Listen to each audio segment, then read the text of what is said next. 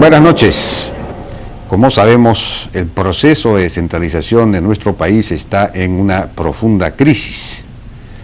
Gobiernos regionales y locales, municipales, son capturados, son ganados por distintas redes de corrupción, incluso por redes ilícitas vinculadas al crimen organizado en algunos casos,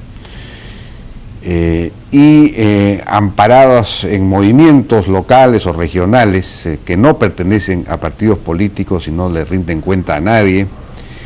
Y entonces lo que hemos tenido es un proceso de descentralización que ha efectivamente transferido a los niveles regionales y locales casi todas las funciones del Estado, y la capacidad de ejecución de obra, no la capacidad, pero sí los recursos para ejecutar obra. Hoy día los gobiernos locales ejecutan casi el 50% de la obra pública, cuando hace 20 o 25 años solo ejecutaban el 5%, digamos. Se ha producido una profunda descentralización de la obra pública, pero esto lo que ha significado es muchos recursos en manos de los gobiernos locales y regionales, mucha capacidad discrecional de los funcionarios para decidir en una serie de temas, y escasísimos controles. No hay Contraloría, los funcionarios de la Contraloría no dependen de la Contraloría, sino de los propios organismos controlados, y por lo tanto no pueden controlar. No hay poder judicial suficientemente fuerte para vigilar estas cosas, y no hay partidos políticos que pierden cada vez más elecciones, casi ya no tienen presencia en las regiones y en las localidades.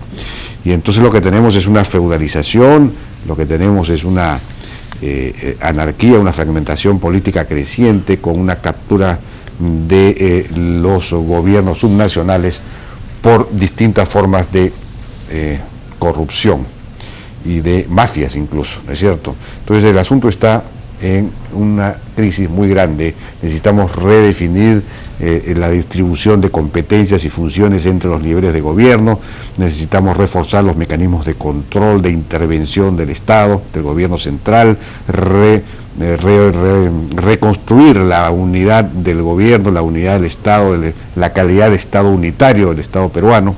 En fin, hay que reformar profundamente la descentralización, y para eso hemos invitado a Raúl Molina, ex secretario de Descentralización de la PCM, Javier Torres, director de Noticias SER, y a Carlos Casas, economista de la Universidad del Pacífico. Con ellos vamos a hablar de cómo hacer para reformar la descentralización.